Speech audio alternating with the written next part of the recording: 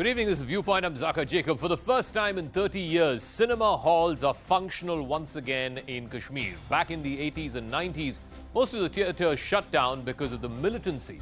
It was also a very hardline version of Islam that was propagated by the Kashmiri separatists, which led them to view cinema as haram and therefore shut down all movie halls. The question is, after almost 30 years, finally we're seeing a multiplex open up in Srinagar. Just a few days back, we had cinema halls opening up in Shopian as well. Does this mark the beginning of a new normal in Kashmir? After 3 decades, the cinemas have returned to Kashmir. On Sunday, LG Manoj Sinha kicked off 2 makeshift cinema halls cum auditoriums in militancy-affected Shopian and Pulwama. This was to wean away youth from joining subversive activities. और ये एक लक्ष्य रखा गया है कि हर जम्मू कश्मीर के हर जिले में मिशन यूथ के अंतर्गत ये 100 सीटर सिनेमा हॉल बनाए जाएं. The biggest beneficiaries would be students who would not only enjoy the cinemas but would also be given education through audiovisual learning.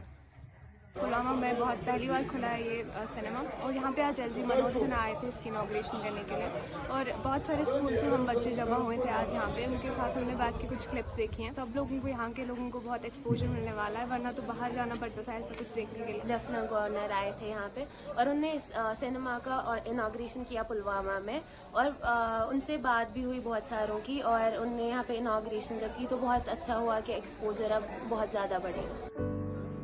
While all the 20 districts across the Union Territory would have mini cinema halls, the biggest and the first multiplex in Kashmir would start today. The 520-seater, 3-storied multiplex is a state-of-the-art facility and is set to attract entertainment-starved valley residents. The move will also regain Bollywood's lost connection with Kashmir. Bollywood और Kashmir का रिश्ता is very old relationship. I think the first film here was shot Barsat by Raj Kapoor. So we want to revive that. We want to revive the connection of Bollywood and Kashmir. We also want to give full entertainment to our children, to our students, to our elderly. There must be at least 50% people in this state who have not seen, in the valley, who have not seen a film in a cinema hall. Between 2000 to 2018, many cinema owners tried to revamp 4 of the 10 cinema halls in Srinagar, but due to rising militancy, they had to lock up the facilities again. The owners are saying that there is tremendous response. Now, one hopes and prays that this sticks and this works very well, and youngsters as well as old people, they get an opportunity to come here with their families and watch. In Srinagar, this is Mufti's Spa. All right, I want to go across to our guests who are joining us. Syed Zafar Islam is national spokesperson of the BJP. SP Vaid is former DGP of Jammu and Kashmir. Lalit Ambardar, Kashmiri activist, and Advaita Kala, author, joining us. Let me start with SP Vaid, sir. As a former DGP, as a former top cop, for the last 30 years, you've seen how Kashmiri citizens, ordinary Kashmiri citizens, were deprived of basic entertainment in the form of cinema halls. Are you hopeful today, sir, that with the opening of the multiplex in Srinagar, the opening of cinema halls in Shopian, etc., that perhaps this is a cautious but a necessary first step towards some form of normalcy back in the valley? Zaka, absolutely. In fact, I recall exactly 30 years back, more than 30, 31, 32 years, when I was a young SP in 1990 in Kashmir, there was I think, organization like Muslim Janwaz Force, which was behind this, and basically radical Islamic idea to target all the liquor shops, all cinema halls. They were flourishing cinema hall business in Srinagar city and other towns of Kashmir, Anantnag, Baramulla, and many other towns. But they were all targeted. I still remember how all these things were systematically targeted. And it's a very good move.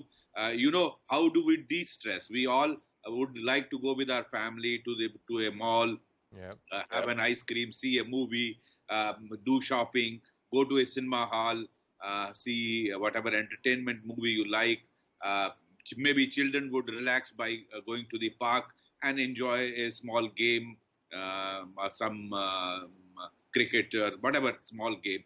And I was watching for last 30 years Kashmiri boys coming to Jammu or Delhi to relax. And in fact, favorite scene in Jammu, there is a wave mall. Most of the Kashmiri boys and families will throng, and it's very heartening to see that now this is opening up in Srinagar. Okay.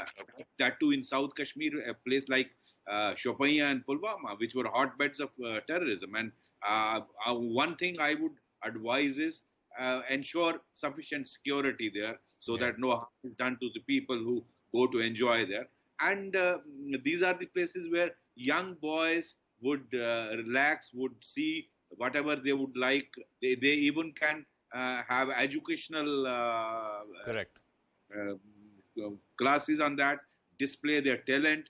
It has multiplex has many advantages, and I think it's a very, very welcome step. In fact, we have been thinking of doing it for last 2 decades. Fortunately, it has materialized now. Okay, I want to ask Zafar Islam, and I'll take forward one of the points that Ved Saab made.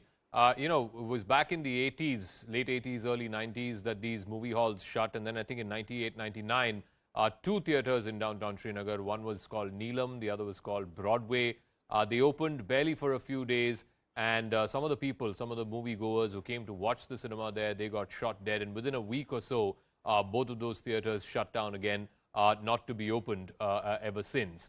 What's the guarantee, Zafar Islam, that you can give to the people who are coming there? Because the last thing you want is that this groups of people, crowds of people who come to a multiplex turn out to be sitting ducks for the terrorists. Well, adequate precautions are being taken. Security measures are being taken. And most important, Zaka, it is for you and for the viewers to understand that this was the demand of the ordinary Kashmiris, because they also need an outlet where they can entertain themselves.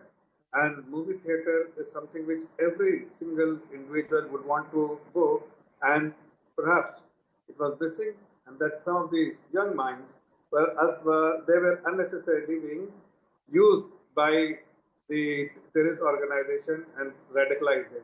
So it's a welcome beginning that the movie theatre is being opened now. And also this is also a testimony that normalcy is getting back in the valley, because people will start demanding for things like movie theatre and all when they feel that yes, there is a normalcy around them and they can comfortably go to theatre to watch movies.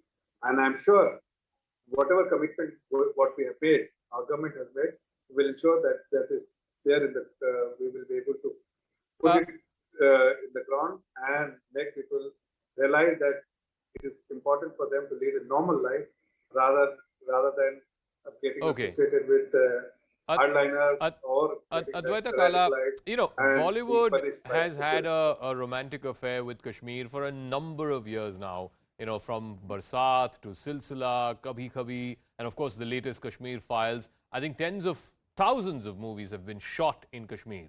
But somehow watching those movies was always considered haram. This dichotomy in what the terrorists were trying to do to the people of Kashmir. That it's okay to come there and shoot films, but it's not okay to watch them. Actually, well, you know, I mean, this was, of course, like you mentioned earlier, you know, the hardline Islamist terror line that was taken, which really impinged on people's freedoms. Remember Shami Kapoor and that iconic song Jangli, that was shot in Kashmir.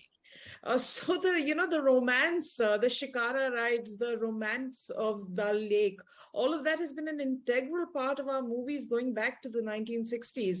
So it was really tragic that we weren't able to even show films there because of this hardline Islamist rhetoric that was prevalent. And this is an important step. Remember, I mean, we've just come out of COVID, And one of the barometers of normalcy in everyone's life, not just in a place where there is this sort of terror, specter of terror, although I now feel that we all kind of live with the specter of terror everywhere in the world, not only in India or in Kashmir or in specific areas, but certainly the barometer of normalcy was when are the movie halls opening up? Because there is something to do with doing well as human beings in this present state of modern existence that we associate with being able to do simple things like having the choice to a movie hall and what we with a bunch of people we don't know, just engaging in social life and life.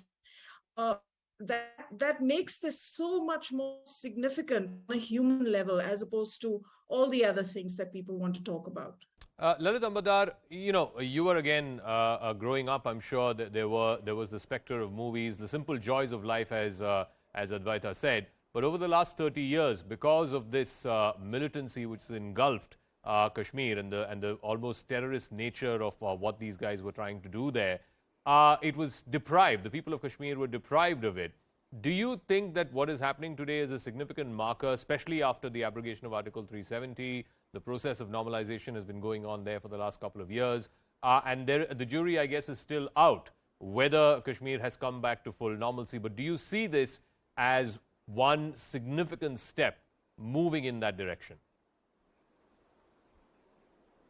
Zaka, with your permission, I would like to take 10 seconds because your presentation brings me that into a state of nostalgia. You talked about my college, my school days.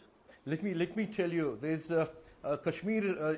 It wasn't only that there would be hardly any Hindi movie which wouldn't have at least one song that was shot in Kashmir. That is number one. Number two, we had a very rich cinema culture in Kashmir. I recall we used to have a concession for the students, and on Friday, first show, you would only see boys and girls queuing up outside the cinema hall across the Srinagar city. I come from Srinagar. Across the Srinagar city, that was it. And you would not see even a girl in a burqa. Let me also emphasize on that. This was a kind of culture where not that Islamism, pan-Islamism inspired Fisipiras was not there, but it wasn't militant.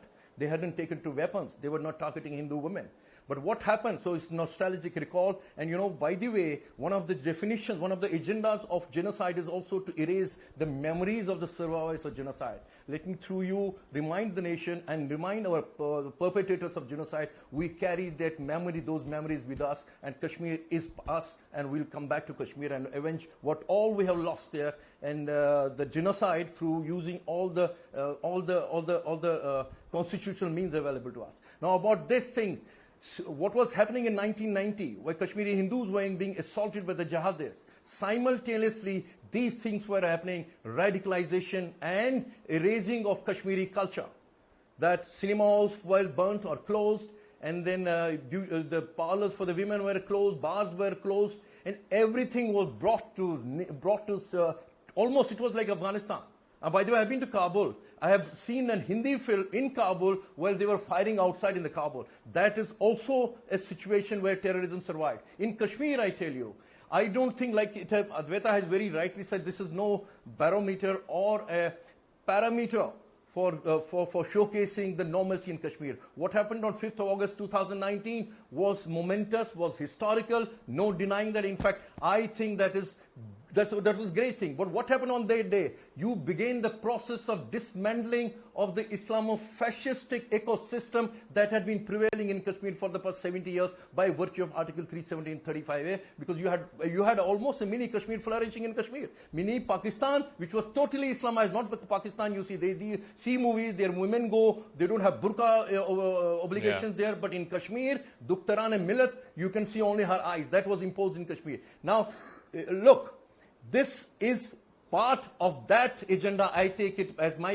what I have understanding of the jihad and global conflict jihad related. So this is the process of dismantling, one of the processes of that. But this is no way contesting, or you are not able to fight the jihad by opening the cinema halls there. Listen, Kashmiri Hindus remain on the target. The same slogan continues to reverberate through threatening letters. Even yesterday, a threat letter has been issued by the jihadis against Kashmiri Hindus. Yeah. So they remain on the target. Genocide of Kashmiri Hindu is continuing. So I will request the BJP representative with folded hands, please do not showcase it. Like the governor of Jammu Kashmir said only a couple of days ago, said if Kashmiri Hindus want to come back, they have to show the desire to come back. Just to come and watch a movie in a secured environment. Is that what Kashmir Jihad is all about? Is that how we are going to reverse or address genocide of Hindus? Let Zafar respond to that. Since you asked him a question, let Zafar respond to that, and then I'll go back to SP Ved and to Advaita Kala. Yeah, Zafar. I think everyone must understand that whatever happened in 1990 cannot be undone. Incompetent government at that point in time made it happen. Today, what is important for all of us to ignore the past, whatever happened, but look forward and address the concerns of all the Kashmiri Pandits, what they had. Our government is trying to address the concern of every single Kashmiri Pandit so that they come back to their home, where what belongs to them, and feel safe and secure in their own home and in their own environment. That is our priority. Having said that, we also have to do these things to ensure that normalcy. You cannot only bring normalcy by holding gun on someone's head. Okay. If that is what you're advocating, that will never happen, because you cannot bring normalcy by shooting people. You have to balance both. You have to do something where you can change the people's mind, and that is something with young mind. When, as you rightly said, that people used to go to cinema theater and without wearing burqa, but they're all young minds. Likewise, we want that young minds should go to cinema hall, should go to educational institutions, should play sports, but they should remain away from the radicalized forces. And Okay. That will help. SP Ved Saab, one of the points that you made in your first answer about how do we ensure, and from a security point of view, I guess this is going to be a bit of a task cut out, if you will. How do you ensure that there is adequate security provided to these people, that they don't end up like what happened in Neelam Theatre or in Broadway Theatre back in 1998-99? How does the security infrastructure ensure that happens every single day, every single show?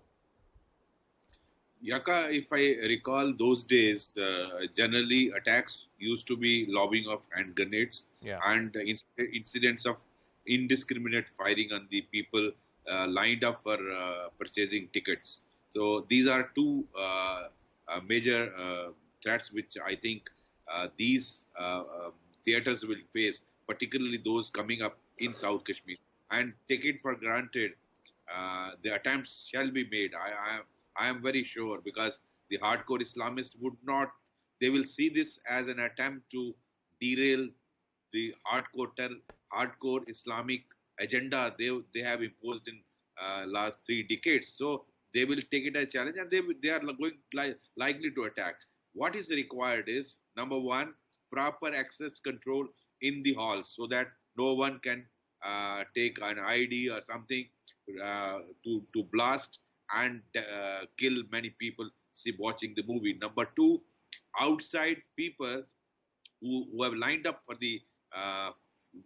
the purchase of tickets or those who are the crowds assembled outside these theatres.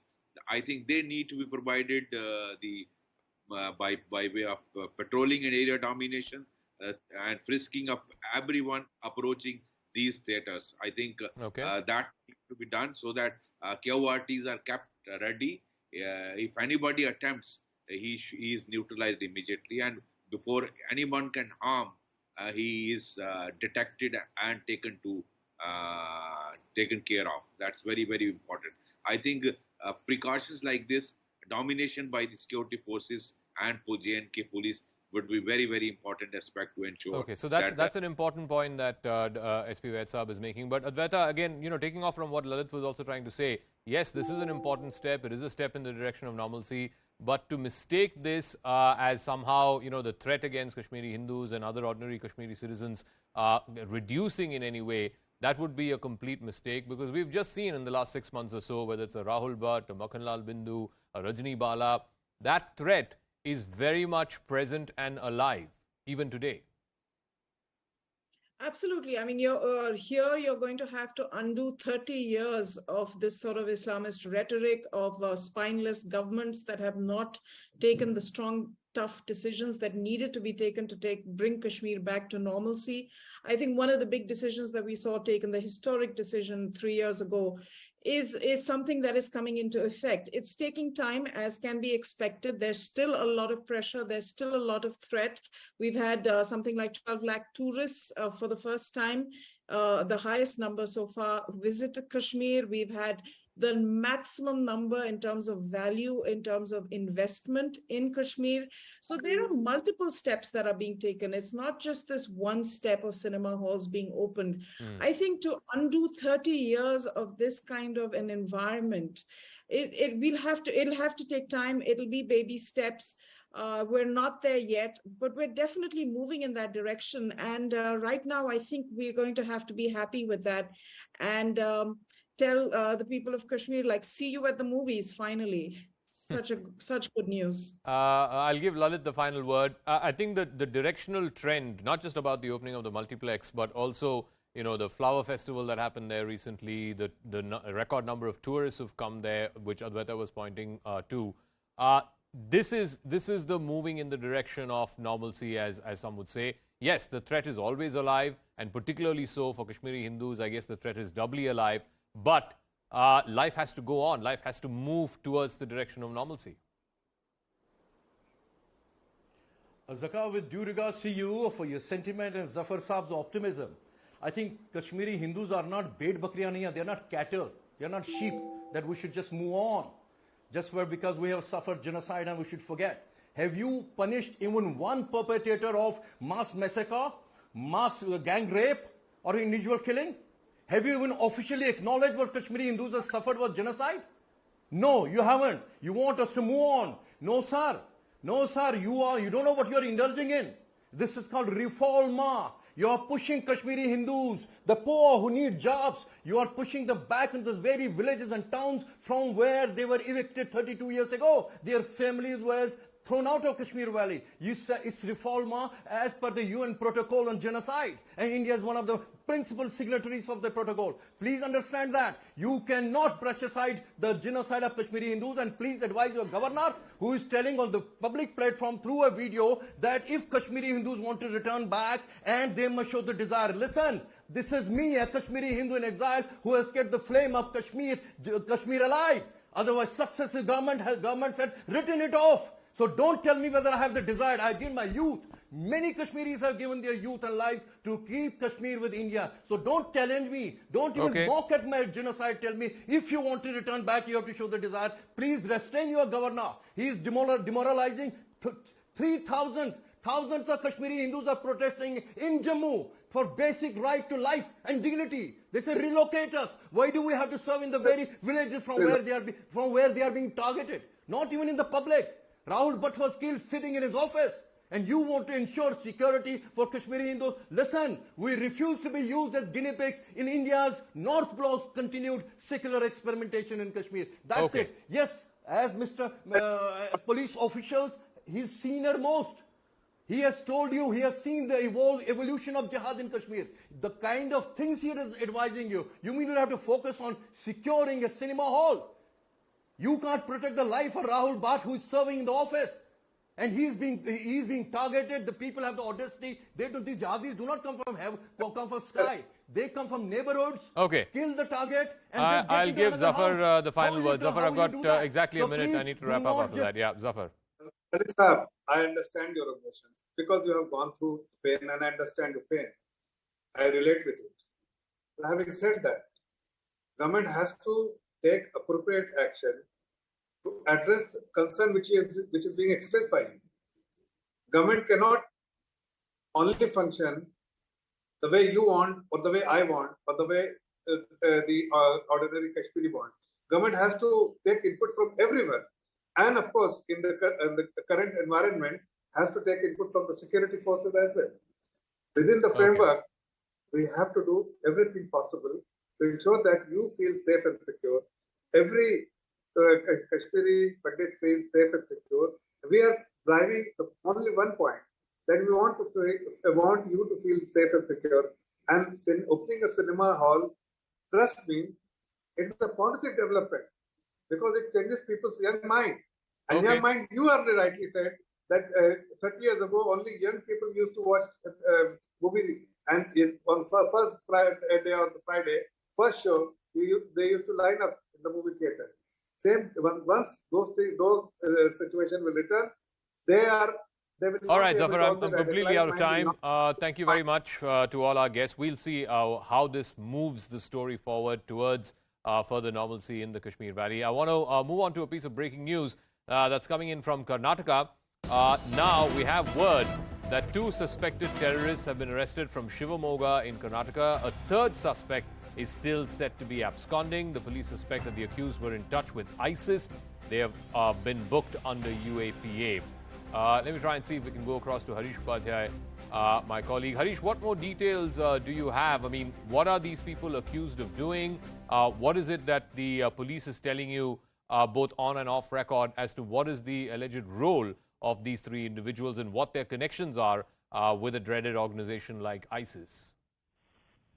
Well, what we believe and what the police sources are telling us is that at least one of them, that is Yasin, who's a mechanical engineer, had been given bomb making training, which means that this wasn't a very small project of radicalizing youngsters. It had gone beyond that. This man had been given training for making bombs, and perhaps he was attempting to pass on that knowledge to others, is what the police are suspecting. That's when he's come under the radar. And at least 2 of these suspects were earlier arrested in December 2020 for allegedly writing Lashkar-e-Taiba Zindabad in Court Road in Mangaluru. So they were under the scanner front 2020.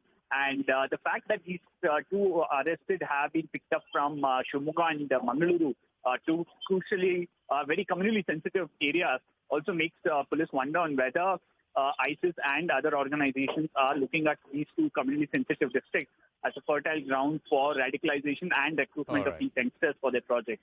Okay, we'll leave it at that. Harish Upadhyay, many thanks for joining us with those details. Meanwhile, staying in Karnataka, the hijab hearing is underway in the Supreme Court. Solicitor General Tushar Mehta has cited the ongoing anti-hijab protests in Iran, saying that they are constitutionally Islamic countries where women are fighting against the hijab. Tushar Mehta has also argued that wearing a hijab is not an essential religious practice in Islam. He's also said that a mere mention in the Quran will not make the hijab essential.